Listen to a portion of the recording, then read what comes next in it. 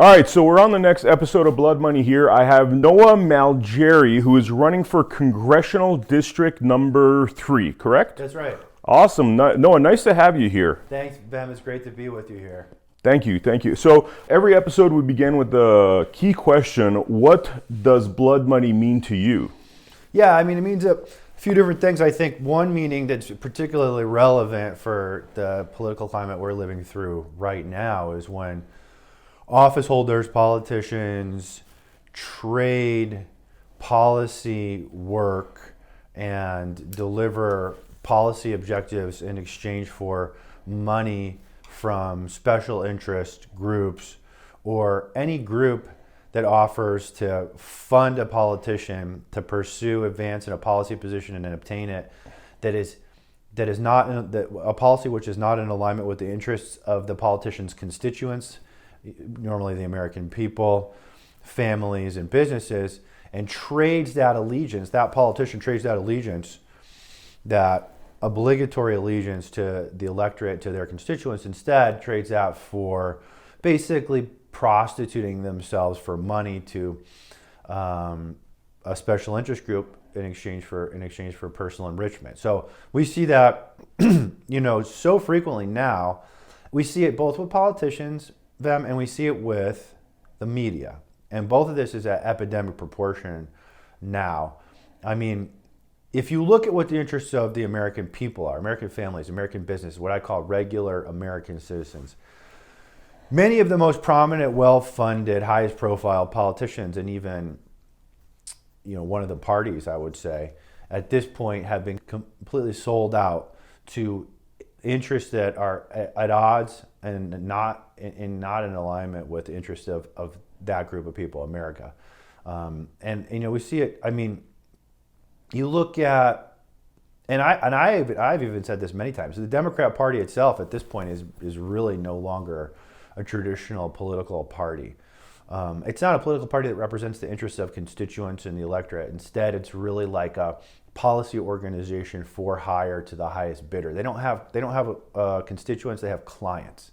Mm-hmm. So the Democrat Party now, it has clients like the Chinese Communist Party, Big Pharma, Big Tech, Wall Street, media, moneyed interests, which constitute the 1% and the elite, but mostly corporate interests, a very small percentage of people, and those are their clients. And so what blood money looks like for a politician, an individual politician, is if I'm a blood money politician, I'll go out and I'll look for my first goal, my modus operandi, my business model as a blood money politician is to say, how can I get rich for myself and my family, increase our security, power, prestige, influence, affluence, and prosperity for as long as I can. And then they find interests that are willing to give them money, give them that power, give them that prestige, that influence, in exchange for their value add, their work, their deliverable, which is to pursue policy objectives that advance the interests of those moneyed interests. And then what they do is they say, in order to put a good facade on it and some plausible deniability to their nefarious corruption, as they say, let's look for some existing policy position that's out there in the political marketplace that incidentally aligns with this objective, and we'll adopt it as our own. Mm-hmm. And then we'll pretend to be a champion of this for legitimate, authentic, sincere reasons, but it's actually just secondary and incidental. So their primary objective is not to pursue any particular interest of any constituent or electorate who's a voter, but instead it's for these money interests, and then they dress it up. So whether it's COVID, whether it's World War III, you look at all the folks on television, the media, politicians. Does anybody believe that it's in the interest of the American people, American national security, American prosperity, American, security to get into World War III? Is that in the interest of the American people in any way, shape, or form? The answer, if you polled people and you put a finer point on it and you ask some other questions, follow-up questions, resoundingly and overwhelmingly would be absolutely not. We don't need to. We're in a terrible situation economically, because of COVID and destructive policies of the Biden regime. we can't afford, we have no money. First of all, there's zero money. We're massively in debt. So we don't have money to fund a war. And also, it's going to result in a lot of death, displacement of populations. It's going to result in starvation, illness, and all the things that war always necessarily, inevitably entails, many of which I've witnessed firsthand as the only veteran in this race. And so I've seen what war can bring, the devastation. We do not want war. But you look at TV, you watch TV, and you would think that the overwhelming consensus among the American people is that we ought to go to war with a nuclear-armed Russia, which is a terrible, preposterous idea. But why are these people selling this? Why are the politicians selling it? No-fly zone, which is a euphemism, which just means go to war with Russia. Why is the media selling it? Why are the media badgering politicians that come on TV and say, why haven't you declared war on Russia? It's a moral panic. It's a moral outrage. You have a moral obligation. Are you an evil monster? You must go to war with Russia and completely devastate the country of Ukraine and potentially much of the rest of the world because it's a moral imperative. Why do they do that? Because they're getting rich off it. The interests that support them want to have a mouthpiece, several mouthpieces to push this agenda because they stand to make millions and billions and trillions of dollars off of war with Russia. Not because it serves the interests of the American people. So you have these prostitutes in the media and in politics, and that's blood money, whether it's COVID. Same thing with COVID. Everybody must get vaccinated. Children, babies, 5-year-olds, infants, experimental gene therapy, no long-term studies. Pregnant women must get vaccinated. We will not permit any questions. If you question it, you hate grandma. You're a killer, you're evil, you're a murderer. Moral outrage, bullying, intimidation. No one's allowed to think. Don't pause and think. Does World War III serve the interests of the Ukrainian people? Does it serve the American people? Are we allowed to ask questions? No, you're not allowed to ask questions. You must do it. This is blood money. Pharma industry, trillions of dollars, right? Off this vaccine. We have no idea what the long-term consequences are. We're going to find out one way or the other. We got guys in the FDA saying, well, the only way to find out what the effects of this vaccine, this quote-unquote, fake vaccine are in children is to start mass inoculating or jabbing these babies, and we'll just see if they die or not. That's the only way to find out. This is blood money, all blood money. And that's a state. We got the complete corruption, pervasive, comprehensive dysfunction and corruption of the elite political class and the media class in alignment because they're getting paid by the same interests. So it's so dangerous because they're aligned. The media plays cover. The corrupt media, blood money media, plays cover for the corrupt blood money politicians, and they play off each other. They plant stories, they cover for each other, and they try to play the American people. We were set up with COVID, and we're getting set up for World War III. Wow. People potentially dying from COVID, this being the asbestos of this generation, and now World War III. Let me tell you how they do this, Vem. This is the way they do it. So you got the truly craven, black-hearted, corrupt part of it, which folks are, and these are the primary first movers are the folks who are paying it. But the prostitutes, among the prostitutes in the media and the political class, you got the people who are just dark-hearted, dead soul people, like the Biden crime family, for example, willing to literally do anything. I mean, the Biden crime family is a perfect example of blood money politician, right? You got Hunter Biden running around as a bagman internationally, selling, prospective policy through the Obama administration as a consequence of his father's occupation of the vice president office in Ukraine and China, interestingly, the two biggest countries now that we're involved in, and getting rich off it, okay? Again, these are folks who look for opportunities to make money and then try to find a policy platform that exists in the political marketplace that incidentally aligns with that, and then they adopt it to provide cover. Or they invent one. But I'll tell you a little bit about how they do it in a second, but I just wanted to follow up on my point about the Democrat Party. Now, modern Democrat Party, as I said, is not a political party. We need to stop calling it a political party. It's not a political party. It's just a policy machine for hire to the highest bidder, like a lobbying firm or a law firm, but it's a corrupt one.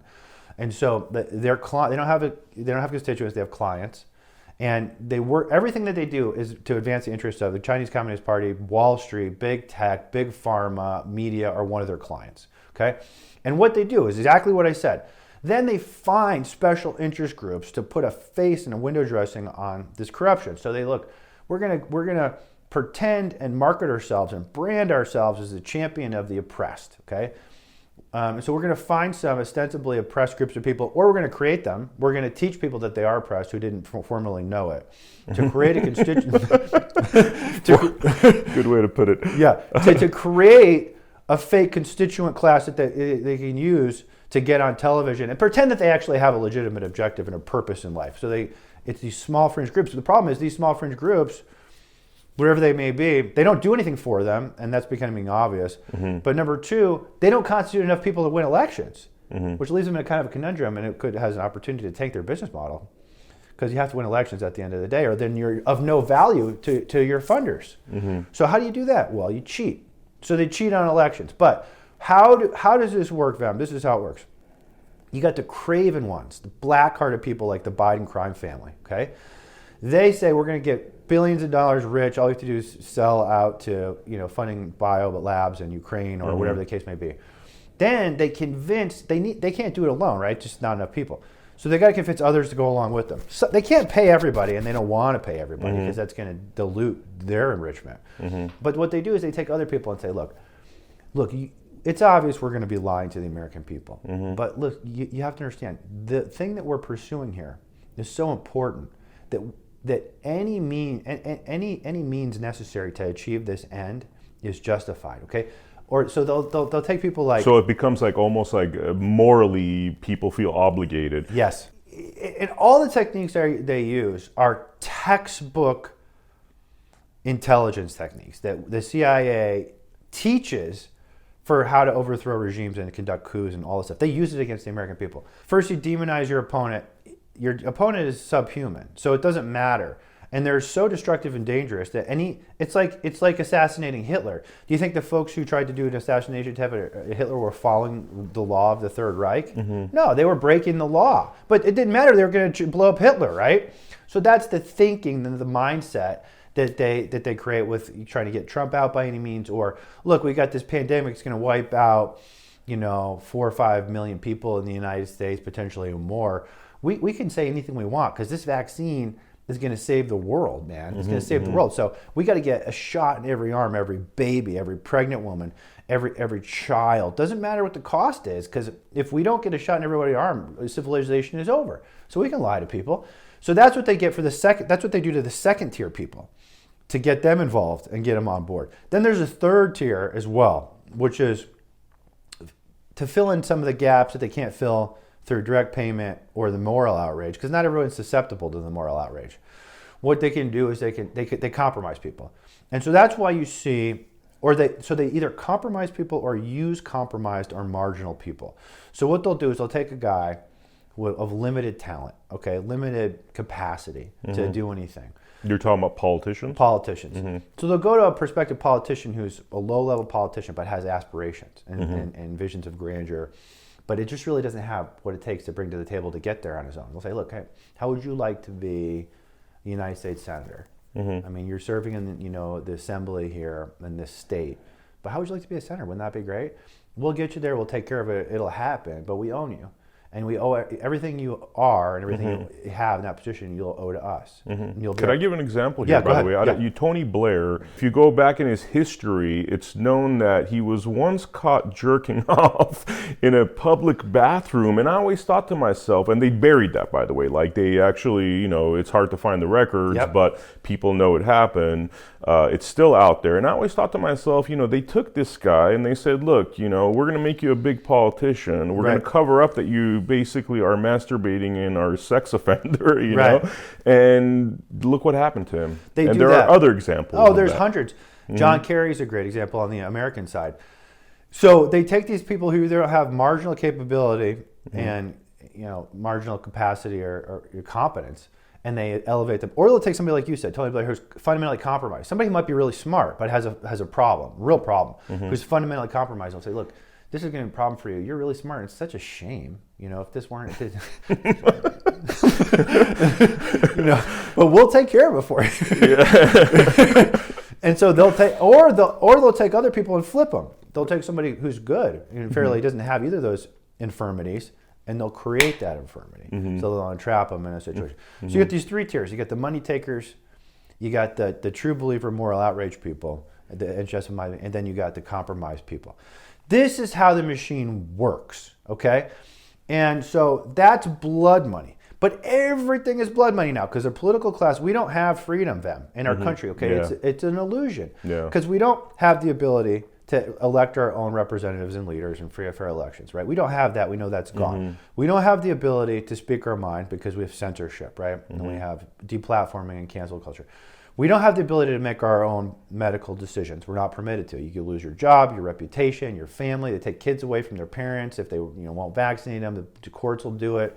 And we don't have the ability to exercise our parental rights because the schools say that the teachers union owns your kids. You don't have the right to know if your 12-year-old daughter wants to transition gender. You don't have that right, parent. You don't have the right to know if your 14-year-old daughter is going to get an abortion and we're going to bring your daughter there. You don't have the right to know if your 11-year-old son or your 15-year-old son wants to get a COVID shot and we induce them to get a COVID shot and we're going to take them to get COVID. You don't have a right to know that stuff. And if we don't have any of those fundamental liberties anymore. Are we really free? No. The answer is no. We're not. We don't live free. Yeah, we're not. No. It's sad. It's sad. Well, the scary thing too, there's a couple frightening, terrifying things about this that really, really concern me. One is that the fact is this is not isolated to the United States, right? So the fact is we see this happening in a coordinated fashion all over the world in a certain type of country, formerly free, liberal democracies, Western nations, Western civilization, that had ostensibly had self-determination, some type of democracy or representative, republic. So it's Australia, Canada, Western Europe, and the United States. Why are those the countries being most heavily targeted? Because we're in globally a movement now. We're in the midst of it. My contention is we're already in World War III, and it's not the beginning of the end of World War III. This is not even the end of the beginning of World War III. But we're in World War III. But there's a movement to move away from a form of societal organization, which is organized around the principle of self-determination and individual liberties and freedom, which serves as an obstacle to what the people who control things see as the next phase of human existence and evolution, which is to be this more neo-Marxist techno-fascism, medical fascism, but it really is about centralized control and Marxism, and it's about authoritarianism. And another aspect and a characteristic of this new society that we're moving into globally is that in the post-World War II order and prior to that, the most powerful entities in the world were the nation states. The nation states could control, create laws and rules for how corporations operating within their borders would behave, right? And conduct themselves. Now, the nation states are of merely residual importance. Okay, the corporations themselves now run the nation states. So now we're in an existence where the most powerful entities are no longer ostensibly representational organizations to serve for the benefit of their citizens, but rather commercial organizations whose only obligation is to maximize profits. Now, those are the most powerful entities, and they retain the nation state and the illusion of freedom, as we've talked about, because that's useful because they want to use the administrative and regulatory capacity of the nation states as a means to help implement their big picture policy objectives. So now the corporations, Pfizer and all these corporations run the world now. Okay, it's not the United States. It works for Pfizer. BlackRock. BlackRock's these massive investment organizations that can set rules for corporate governance and ESG and control the media, control the message at the same time. Control the media, control the message, refuse to invest, pull money out, and control. So they can implement control, but the corporate interests, which are commercial interests, they're not nonprofit organizations, they're for-profit organizations, are just looking to maximize their consumer base. And that's going to be through control. It's going to be through regulation. It's going to be through authoritarianism. And the scary thing is we live in a world now really of turnkey authoritarianism, but it hasn't been fully turned on. The key is in the ignition, and it's starting to turn. It's on accessory now, so you can turn on the radio, and you can turn on the headlights, but the engine's not running. Okay, but the key's in there, and what I mean by that is all the apparatus and infrastructure for complete 100% totalitarianism exists right now. It just hasn't been turned on for nefarious purposes yet. So every spending decision you make, every deposit, withdrawal, purchase that you make, everything you say, not just online. My phone's listening to me right now, right? It's listening to me right now, and there's gonna be ads that come up later that correspond to the conversation that we had. Everything I say online, in private, every telephone call, every text message, every email, every travel decision, every decision I make for employment, everything I do is susceptible now. It's in a government database, or can be in a government database, and much of it already is, we found illegally. And they have the ability to control. Canada, Justin Trudeau is already freezing assets, freezing bank accounts for people who gave $50 to the truckers movement. You know, it doesn't matter who you are. So we live in turnkey authoritarianism. It hasn't been turned on. So the question is, will we as free people wake up and take the key out of the ignition? Because it's going to get turned. When it's turned on, you'll have no freedom. And so the concept of liberty and freedom then is going to be flipped on its head from what it has been historically, which is in a Western democracy, you could do anything you want except that which is illegal. You can do whatever you want except which is illegal. The concept of liberty is going to be flipped, and it's going to be you can do nothing unless and until you receive affirmative permission from the government. And that permission is going to be granted to you based on, or as a function of, the extent to which you behaved and conducted yourself in conformance with whatever the government says is right or wrong, and good and evil. And also, another aspect of this is historically, our countries and our societies in the West and Western civilization have been organized around the principle of right and wrong, objective virtue and vice, good and evil. But instead, they're flipping it to something that's far more useful, has much more utilitarian value for authoritarians, which is to say, the only dynamic that matters and through which, the lens through which every policy decision must be made, is something that is oppression and victimhood. So it's just pure fundamental 101 Marxism. And there's no good and evil. Good is anything the state tells you to do. Evil is anything the state prohibits.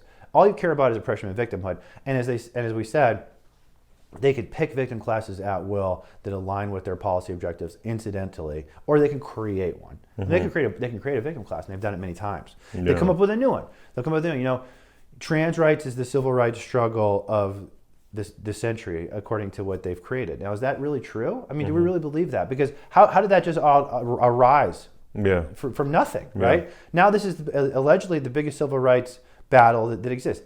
Perfect example of them creating an oppressed group and for utilitarian purpose, right? Yeah. This is what they do. So this is the illusion that we live in. Do you think we're going to get out of this? Or are we going down the road of authoritarianism here? Yeah, I think we're way down the road of authoritarianism. We're already a day late and a dollar short to this fight. We're already on borrowed time. There's not enough people awake. You know, I said before, there's a couple things that terrify me about this, not so much what they're doing, one of which is that it's happening globally in a coordinated fashion, which is extremely concerning. And number two is that there's just too many of us who are asleep still.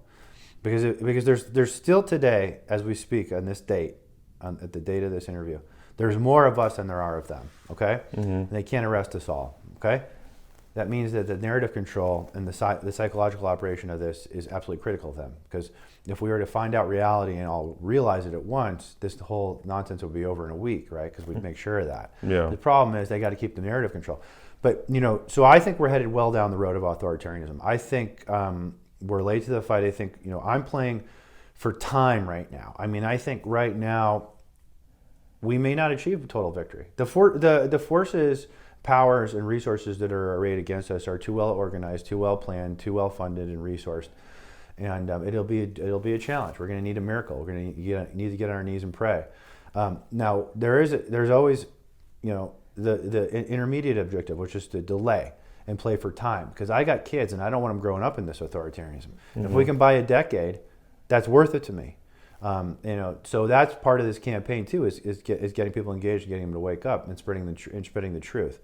You know, one of the characteristics of this whole climate that we're living in is that now, I mean, you know this, man, but value of any commodity is a function of its scarcity, right? Mm-hmm. Whatever it is, diamonds, gold, water, oil, wheat, it's a function of its scarcity. The scarcer it is, the more valuable it is. Right now and you can make things scarce. You can make things scarce and therefore increase their value by making them illegal. Mm-hmm. So we saw, I mean, if you go to a place where cocaine is illegal, it's worth a lot of money, not because it's scarce, fundamentally scarce, but because it's illegal. So mm-hmm.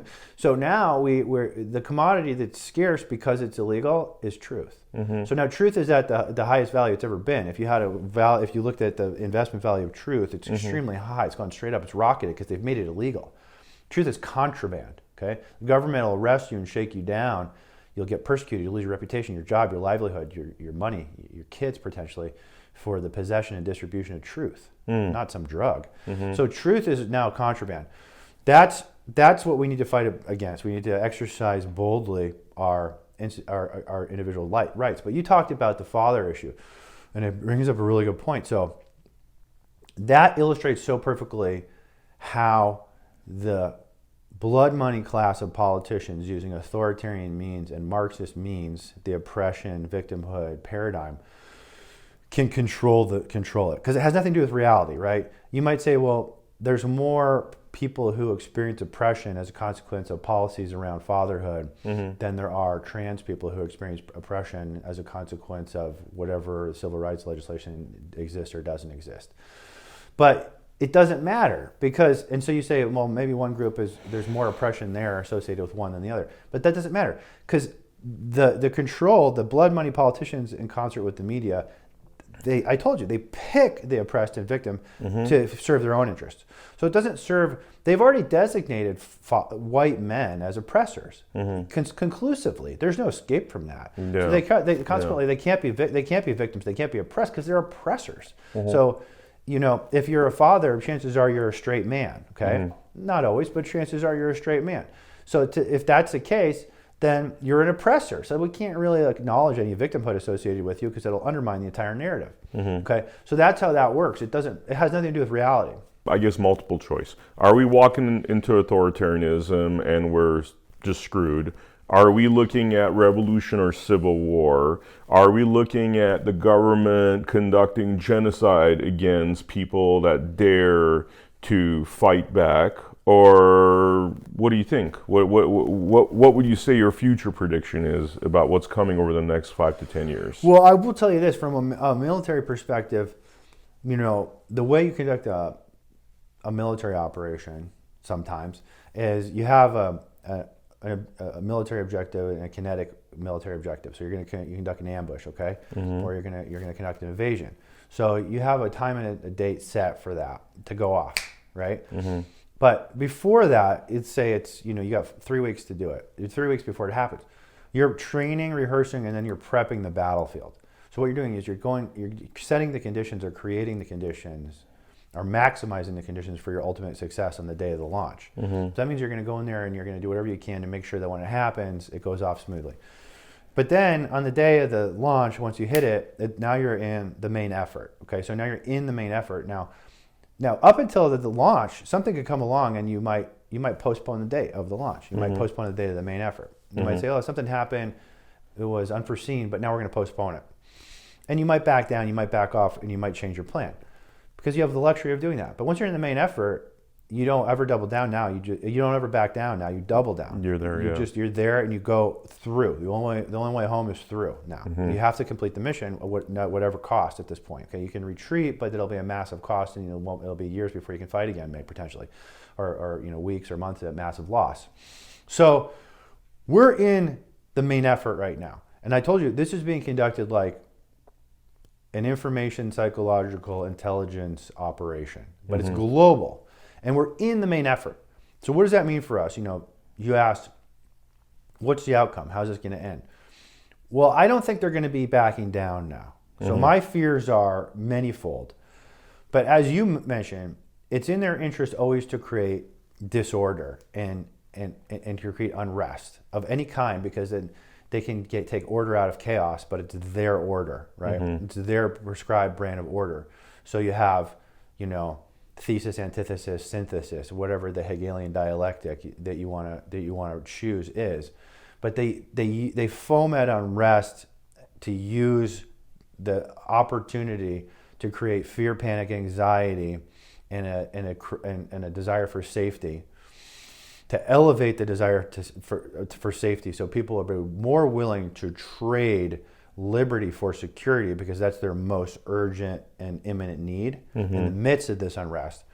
And so then they can implement whatever their policy is. And so that's what we see. Now, my fears are with just the fact that we're in World War III, right? We're in World War III now, so we're going to that's why they're trying to foment all this unrest, actual hot war with Russia, but it's already messed up because 25% of the world's wheat supply is supplied by Ukraine plus Russia of the world, and a big portion of that's supplied to Northern Africa and some parts in Southeast Asia. So they're already having food riots in Northern Africa, so the wheat's not getting there. Wow.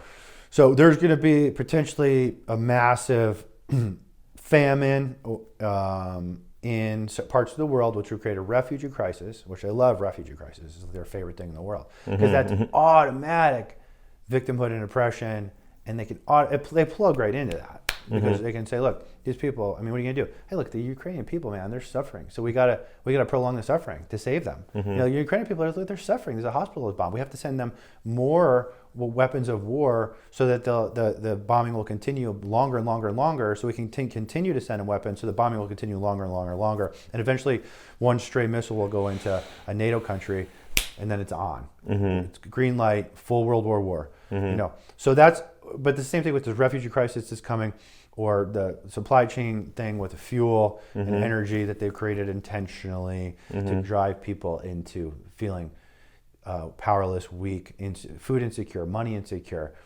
impoverished, scared, anxiety, and then they can say, hey, here's a, you know, same thing with COVID. Well, everybody's going to die. I mean, the whole country is going to die. I mean, 2 million, 4 million people are going to die. So do what we say, or else you're screwed. Yeah. You know, don't think about it. So they always try to foment these things. And so my point is, I don't think they're going to back down. So COVID, again, to me, was a test. Okay, COVID was not the biological offensive that they plan. Okay, but it was probably the last test before the real one. Because COVID is relatively benign, large scale, in real data terms for most people. Now, it had exacted a horrible cost on some and many. But big picture, they created it into a pandemic because when they actually launched something that is a pandemic, they wanted to see how people respond and react. And what systems that are in place that actually work for them and which ones don't. Which ones need to be fine-tuned and adjusted, refined, and personalities that need to be replaced because they're not going to be useful. So when the real one comes, that they actually launch on us, okay, it's not going to be an upper respiratory, you know, transmissible virus like that causes you to get sick and have the flu. It's going to be something much worse. It's going to be something much more terrifying. It could be some type of hemorrhagic fever, like an Ebola type thing, where you're bleeding out of your eyes and it affects everybody and children. But this was a test, and the test was, I mean, clearly it was a genetically engineered virus. They had the vaccine already either ready or in development substantially before the virus came to the United States, and it was all planned out. And you know. We're going to probably see more because they're not going to back down. Wow. What do you think is really going on with Russia and Ukraine? Vladimir Putin may or may not be very, very, very in bad shape in health. I think he has, you know, I don't know. It's not. I can't know. You can confirm this, but he could have some advanced cancer situation. He's not that old.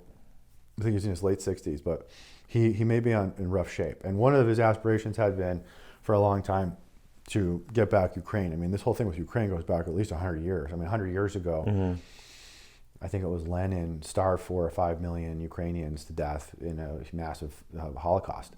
And then Ukraine was part of the Soviet Union for a while. And then after the Soviet Union fell, there were all these nukes that were in Ukraine that belonged to the former Soviet arsenal because of its proximity to Western Europe and the United States. They stationed a lot of them in Ukraine. And then the United States and Russia entered, and the UK and Ukraine entered into this agreement called the Budapest Memorandum, where both Russia and the United States agreed never to invade Ukraine as long as the Ukrainians gave up all the nukes and gave them to Russia, which they did, allegedly. So Putin already broke that and when he invaded Crimea, 8 years ago or whatever, and then he broke it again.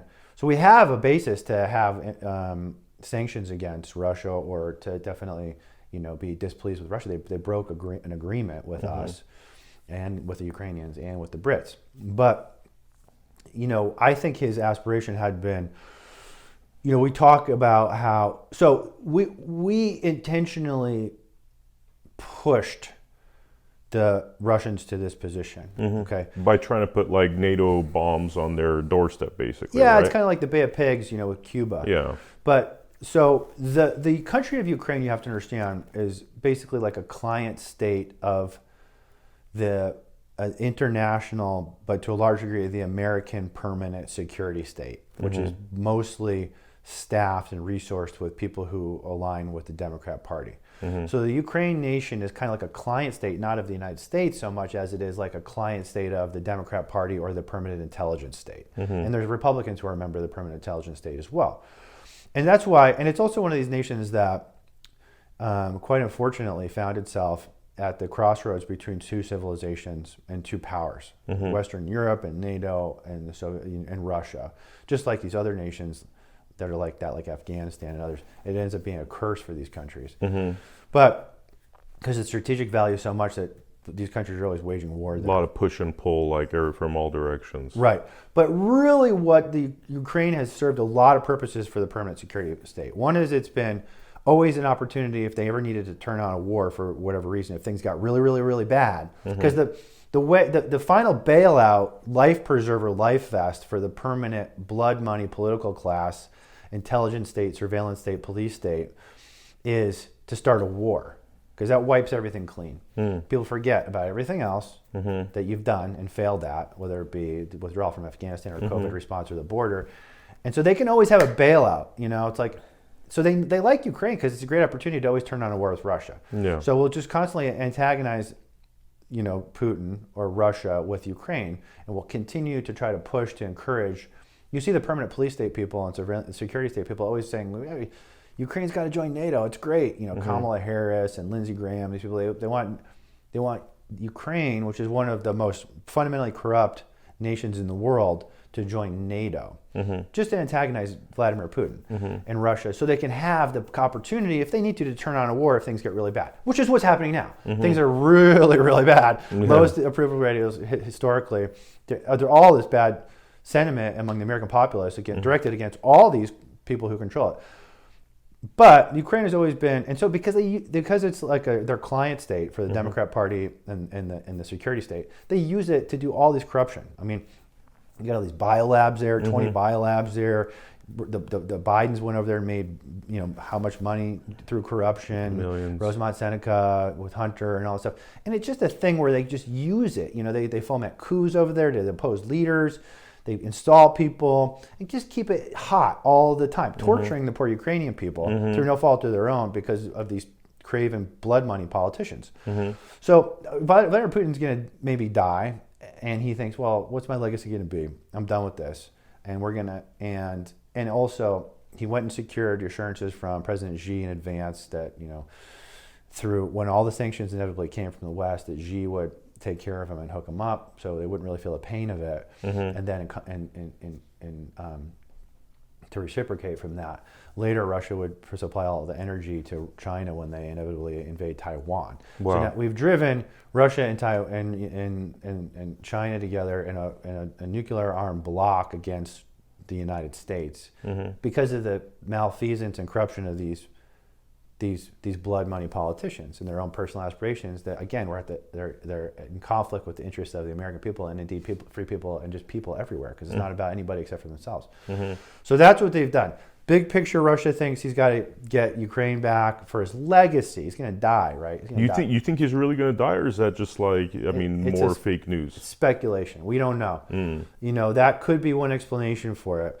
The other thing is, as I said, the permanent blood money state needs a war right now really, really bad. I mean, they need it. Like, they desperately need a war to bail them out because things are just really bad for the corrupt class. The corrupt class are really hurting right now. You know, they've made a lot of money on COVID, but the people are getting restless. I mean, totally. The people are getting uncomfortable. There's a lot of anger. I mean, I don't know, just knocking on doors, I'm seeing people that are, I'm seeing really normal people that are, you know, not former military, not extremists, going like, the only thing that's going to clean this up is some kind of a uprising or like civil war. And it's like, I've just never heard that on such a regular basis. Yeah, we're headed toward the permanent blood money class. The security state has managed to pretty much destroy the country and exhaust whatever vestiges of positive will that they ever enjoyed through propaganda and lies. But now the lies are just absolutely so naked that you really have to be a real true believer. You have to be a real, a fanaticist, a tribal fanaticist to the Democrat Party or whatever it is to continue to buy the nonsense. Because it's just so openly, the State of the Union was just a whole gaslighting session about just pure made up fantasyland lies, just for however long it was. And that's what we see on TV every night as well. And it's really straight up, it's propaganda. I mean, CNN, MSNBC, NBC, all these legacy news organizations that are just corrupt. All they do is they're just literally propaganda organizations. I mean, they've come to the point where there is zero reporting. It's literally everything is propaganda. I mean, it's Pravda times 10. It's beyond. It's beyond it. Yeah. So, and you know, people see that. I mean, we're not stupid. So they're in a really precarious situation because they haven't outlawed the guns yet. They haven't confiscated the guns, right? And people are starting to realize the truth, and they don't like paying, $5, soon to be $7, potentially $9, $11 a gallon for gas. They don't like, losing their livelihoods for not getting a shot, and they don't like to be lied to about elections, and they don't like having a mass invasion at our border, and people don't like that. So that's why I also say this is the main effort of the Great Reset, because everything's happening so fast. It tells me one thing, Vem, is that they don't think that they're going to have to answer for their malfeasance, because they don't think there's going to be an opportunity to do so, because that means they think that there's, for example, one aspect of this, I don't know that they believe that there's going to be an election in 2024. I think they're fairly certain, and many of them have been told and they believe that there may not be an election in 2024. That's why they don't care about their tanking approval ratings, because that's why they won't close the border, they won't buy, they won't return on American oil production and hydrocarbon production, despite massive public sentiment for those two things, because where do they get disciplined for failure to follow the will of the people? At the election. They don't think there's going to be an election in 2024. That's what it tells me. That's why I'm scared. They're behaving as if they already know that there's not going to be an election in 2024. It's completely irrational. Again, this is not incompetence, folks. Everybody needs to stop saying, "Oh, the incompetence of poor old Joe Biden." No, this is all intentional. It's all intentional. Yeah. As you've been talking with people, you don't feel like there's enough people waking up to this, where there's organization on the we the people level towards this malfeasance? Yeah, there's a couple stages to it. So there's subjective individual awakening going on, but the people have not yet understood that other people feel the same way yet. And so they're being prevented intentionally from making that connection. Socially distanced in a way. Socially distanced, but also they're afraid to say it. When I go out and say things like this in public, on the media, on television, in rooms of people, on radio, everybody agrees with me, and they think, "Geez, I didn't know everybody else thought the same thing I think." So there's subjective individual awakening, but they haven't made the connection. That's the next stage. That, geez, this is it's called affirmation and reassurance. And it's called confirmation. That, look, because they're being told on the news all night, if you think these things, you're insane, and you're a traitor, you're disloyal, you're a conspiracy theorist, you're an insurrectionist, you're a domestic terrorist. If you believe these things, certainly if you say them, you're a domestic terrorist. So they haven't made the connection yet. Wait a second, everybody thinks the same thing I do because it's plain as day. And when they think that, this is very particularly dangerous. And that's why I get out there and try to say these things all the time, because I want people to wake up to make the connection that we're all on the same page on this. It's extremely dangerous for the permanent security state when this happens, because what happens when everybody gets together and they realize that they're all thinking the same thing? Well, one is then they can do the next thing that you said, which is organize. But it also, they feel really, really burned, and they're pissed. Betrayed, They're betrayed because they were lied to. And now they're pissed. So that's where we're headed. You know, it's a race.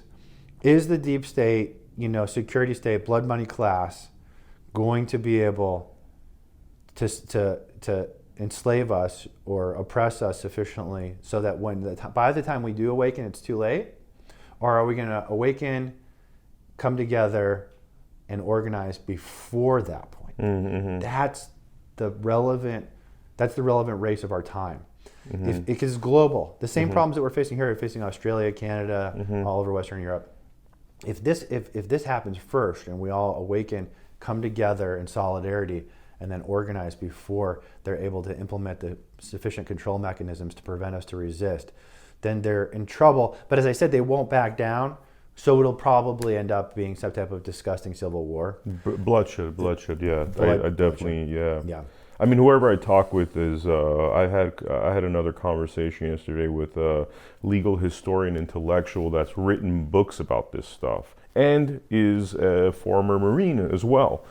And he's just like, man, it could be like Civil War was like 500,000. This could be like 5 million. He's like, he could not see another solution to this problem because of the same issues that you bring up. Noah, is there anything you want to say about your candidacy and the fierce urgency of getting somebody like you in office that understands what's going on? It's absolutely 100% critical if we want it, not to elect me, but to elect enough people who know what's going on. Number one, are willing to articulate it in a way that makes sense. Two, in public. Number three, without censorship or reservation. Number four, consistently. Number five, and have plans to address it and are willing to follow through on those. Number six. If we don't address, the whole Republican Democrat thing now is not really useful. I mean, even conservative, liberal is not really useful. The main dynamic that's at work now, flat out, is brass tacks. It's authoritarianism and freedom, and it's propaganda and truth.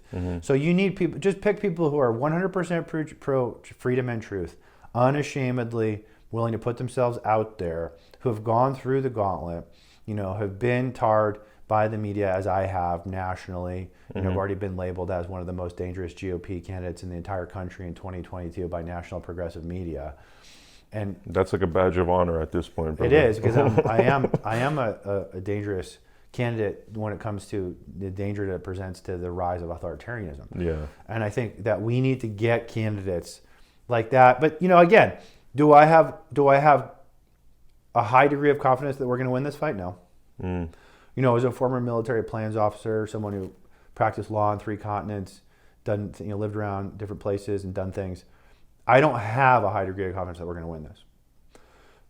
Is it possible? Absolutely. And with God, everything is possible. But the reality is, we can always, even that being said, we can always play for time. And we in time. Remember, their technique right now is rush. Everything rush. War with China. I mean, war with Russia and ultimately China probably. But war with Russia, COVID vaccines. Don't think. Rush. Because they have to implement their control mechanism again before the truth and self-awareness, solidarity, and organization takes hold, because then they're kind of screwed, or it gets a lot messier. So if we can play for time, spread the truth, I think we're in a much better position. I don't know that we're going to prevail. One other question I want to bring up. There's a lot of people I know that have bought land in the middle of nowhere that are basically building small communes or communities with their own food supplies, with their own water supplies, with their own fruits and vegetables. And essentially, these are popping up all over the place now because people feel like this. One of the reasons this is all happening is because the central banking system, which essentially has a cycle of life to death, is dying, and hence all these nefarious powers are trying to rush us into this new world, whether it's the metaverse, whether it's authoritarianism and more control, because their entire system's falling apart. That's why that's what a lot of these people believe is a reason why we're experiencing a lot of things you just discussed, right? What do you think about that kind of an approach? Yeah, it's absolutely true. So one of the aspects of the total authoritarianism is financial authoritarianism. Okay, it's already being beta tested in places where they're freezing your financial assets, and that's why all these authoritarians like Fidel Jr. up north. That guy is, he's a real terrible guy. So the current global financial system is actually it's not going through a natural life cycle death. It's actually being killed. So what they're doing, because one of the aspects of the full authoritarianism included, we have medical authoritarianism, information authoritarianism, but you need financial authoritarianism. The problem is cash presents an obstacle to that, right? If I have cash, it's anonymity. So I can do whatever I want. I can give people cash, right? And there's no paper trail. So that's a problem for the authoritarians. That's intolerable for them, okay? So what they need to do is they need to destroy all the sovereign currencies that are associated with cash. They need to destroy anything that has a cash value. So the U.S. dollar has to be destroyed. That's why they just passed another 1 point. Yeah. So they're just trying to destroy the currency. That's why we have runaway inflation now. What's the real number? It's at least 20%. Undoubtedly, we don't know. Ultimately, this leads and by the way, all the inflation that's already been injected structurally hasn't even manifested yet. So there's much more inflation to come. Even if we stop today, there's massive amounts of inflation to come just because structurally the inflation hasn't even manifested. But it's going to end up destroying the currency, which is by design, and it's happening all over the world. Other central banks around the world, in order for them to replace it with a digital currency. Digital currency is great because then you can give people timeouts for bad behavior. You can freeze their assets, your spending power. You can give them an allowance. You said something bad, Noah, on social media. You're talking about the stolen election. We know that's not true. So you're going to be limited to $1,000 per month for 4 months until you reform your behavior. They can do any of that, and they'll do it. 100% guaranteed they're going to do it. So they're crashing the sovereign currency systems around the world, the American Reserve currency status. They're trying to suppress all cryptocurrencies that are organic, but they will have a cryptocurrency, but it'll be sovereign cryptocurrencies from China, the one on the yuan and the one here in the United States that they're developing. And that'll be the one you're required to use, and they'll have 100% control over it. You don't get your COVID shot, doesn't mean you're not going to be able to go to Chipotle and get a burrito. It means you're not going to be able to pay your bills. You're not going to be able to pay your heating bills. You're not going to be able, until you get that shot, you're not going to be able to pay your bills because it'll be frozen. Your cryptocurrency will be disabled. It will be non-functional. It'll be suspended. You'll be in timeout because you're a bad subject. You're not a citizen anymore. Now at this point, you're a slave. You're a slave. So that's where we're headed. Yeah, and the way to combat that: grow your own stuff. Grow your own stuff. Have your own water supplies. Have your own land. At least have it on the side. It doesn't cost that much money to get like acres of land, but get off their system. I agree. And again, I 100% agree, although I think it's a medium-term solution at best. I think you can play for time that way. Again, once they implement the total authoritarianism, it's not like the old days where you could be a fugitive from justice in the Wild West and be Jesse James, commit a bunch of murders and be on the run for 40 years, something like that. No one's going to be able to run. No one's going to be able to hide. No one's going to be able to escape. You can have your own thing, but they're going to have ways to control you. And you can have your own, and it's going to help you. Self-sufficiency is never bad. It's always good. Decentralization, getting off the grid, self-sufficiency, always 100% valuable. But you're playing for time, and that's extremely relevant. If you have young kids, you at least want them to have a normal childhood of freedom before. So I agree with that. I just don't think it's a long-term solution to what we're facing now, especially as they're, moving to the next evolution of the vaccine program, which is going to be self-propagating vaccines, airborne vaccines that self-propagate. So it's not going to be a matter of taking the jab anymore. It's going to be a matter of they're going to introduce the vaccine into the wild and it's going to spread, or vaccines in food. So it's going to be genetically engineered food that you buy from the grocery store. You're not going to be permitted, just like in some places you're not permitted to collect rainwater on your own property and drink it and process it for yourself. You're not going to be able to grow your own food. They'll make it illegal. Even you can do it, but they'll make it illegal. And you'll have to drink the food and drink the water and eat the food, which is going to have vaccines in it. It's going to have the vaccines built in genetically and so forth. So that's why Bill Gates is buying all that land. Yeah. So again, I pray and hope, but that my kids will grow up and at least make it to adulthood before it gets to the point of this authoritarianism. But I can't as in my professional opinion hold that opinion because I think we just don't have enough organization. We don't have enough public sentiment, and if we can get drastically farther along that direction, we might have a chance. But we're not there yet. Is there anything you'd like to say in closing, Noah? This great interview. I think this is super compelling. Well, I would say, folks need to just kind of take this stuff seriously. This is an operation. We're crime victims. We're being subjected to abuse and exploitation. We're deprivation of our fundamental guaranteed civil liberties and rights that are constitutionally our birthright in this country as citizens have been systematically taken away from us illegally. And we are crime victims. There's been a coup. There's a global and on the national level, the Biden regime was installed. They were not elected. DC's occupied territory, and they're in a cold civil war with the American people right now on behalf of foreign powers that seek to enslave us. That's what's going on. I would say find candidates who will tell you the truth about that and support them, because they're going to face a lot of resistance as folks like I have already. But you need to find and support such candidates. Like Vem was saying, anything you do to buy us time so that we can organize. And don't support people who won't go on TV and publicly tell you the actual truth about what's going on that you know to be true. They're worthless because when they get into power, they're going to be compromised. Awesome, Noah. I really, really appreciate your time. This was definitely an incredible conversation we just had. And thank you for coming down on the Blood Money podcast. Absolutely. It was a pleasure to be with you, Vem. Thank you.